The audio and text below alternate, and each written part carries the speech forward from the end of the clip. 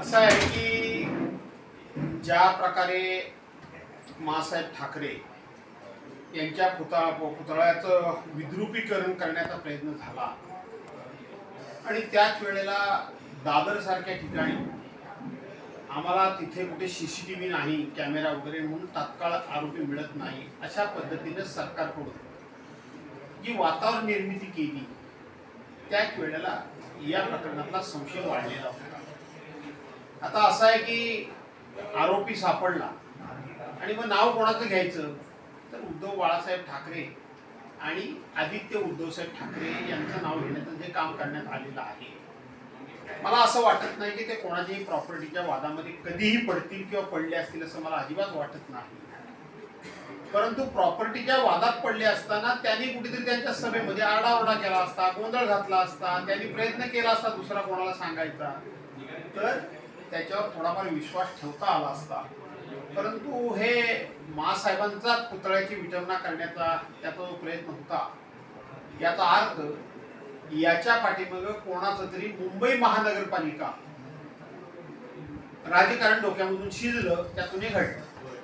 भाजपचे नेते म्हणतात की यापुढचा मुंबईचा महापौर हा खान असेल, उद्धव ठाकरे त्यांना खान या नावाचा बसवतील. असं आहे की हे भाजपवाले जे कोणी असे बोलतात, जे कोणी बोलतात ते नुसते नालायक नाही, महानालायक आहेत. कधी खान म्हणायचं, कधी औरंगजेब म्हणायचं. यांचं प्रेम भाजपवाल्यांचं हे राष्ट्रप्रेम नाही, तर हे पाक म्हणजे पाकिस्तान प्रेमी लोक आहेत. या देशामध्ये पाकिस्तानचं नाव, मुसलमानांचं नाव, अतिरेक्यांचं नाव, धर्मविरोधी लोकांचं नाव भारतीय जनता पार्टी आणि त्यांच्या संबंधित लोक जितके वेळेला घेतात तितके वेळेला इथले आमच्या भारतातले, हिंदुस्थानातले मुस्लिम सुद्धा पाकिस्तानचं नाव घेत नाहीत. पण भारतीय जनता पार्टीला सकाळ संध्याकाळ पाकिस्तानचं नाव घेतल्याशिवाय जेवणही गोड लागत नाही आणि झोपही लागत नाही. असे लोकच अशा पद्धतीचा अस्लाद्य भाषा करू शकतात, अस्लाद्य प्रकारच्या काही टीका टिप्पण्या करू शकतात, कारण त्याने ते विकृत लोक आहेत. महाराष्ट्रावर 90 दिवसात 24,000 कोटीचं कर्ज आलंय. म्हणजे लाडक्या बहिणी आणि ज्येष्ठांसाठी जी योजना त्यासाठी त्यांनी एवढा कर्ज उचलला. असं आहे की लाडक्या बहिणींकरता हा कर्जाचा डोंगर वाढलेला नाही. मी या मताशी ठाम आहे. सातत्यानं लाडक्या बहिणींच्या डोक्यावरचा, लाडक्या बहिणींच्या योजनेमुळं राज्याच्या डोक्यावर कर्जाचा डोंगर वाढला हे साफ खोट आहे.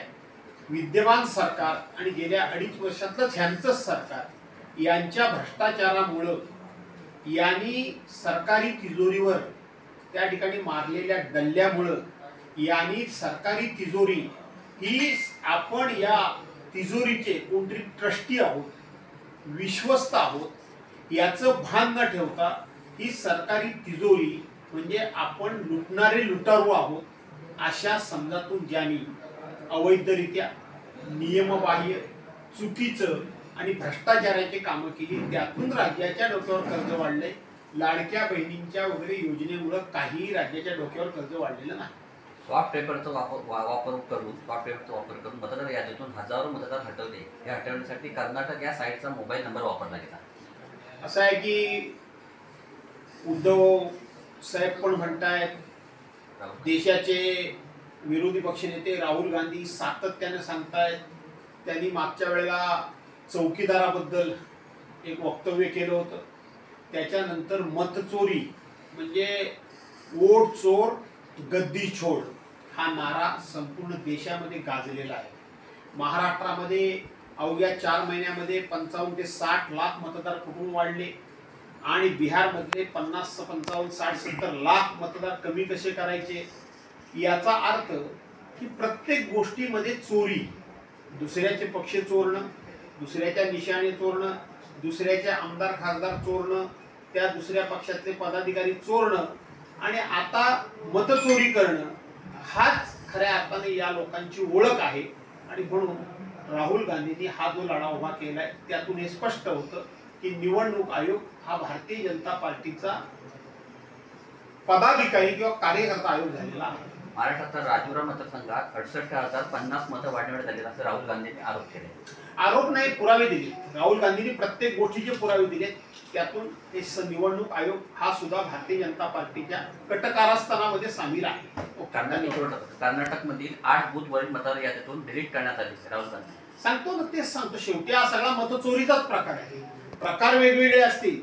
एखाद्या मतदार यादीतून मतदार डिलीट करा, एखाद्या यादीमध्ये मतदार वाढवा, एखाद्या मतदार केंद्रावर बोगस वोटिंग करा.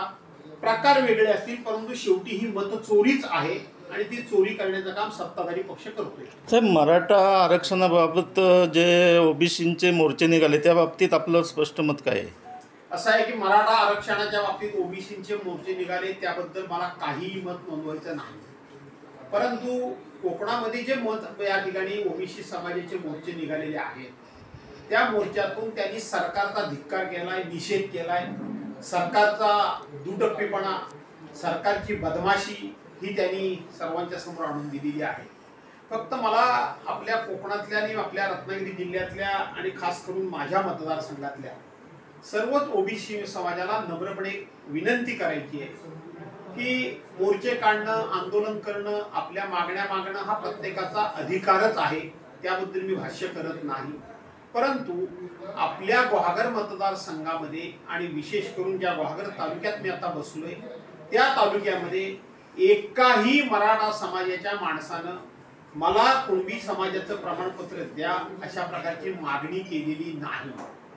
मागच्या वेळेला जेव्हा सर्च घेतला गेला, शोध घेतला गेला, त्यावेळेला एकच कोणतरी माणूस कुणबी समाजाचं त्याच्याकडे फार पूर्वीचं प्रमाणपत्र होतं अशा पद्धतीची महसूल विभागाकडे माहिती आली. परंतु तो माणूस अद्यापपर्यंत कोण आहे तो महसूल विभागात काय दाखल झालेला नाही. त्यामुळे आपल्याकडे या गोष्टीचा कुठेही परिणाम नाही.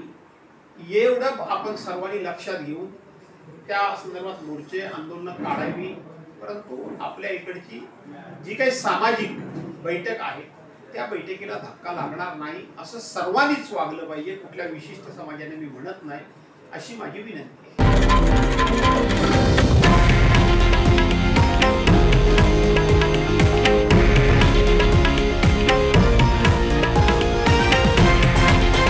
हे आहे देशातील नंबर 1 न्यूज नेटवर्क आणि आपण पाहत आहात TV9 मराठी, एकमेव.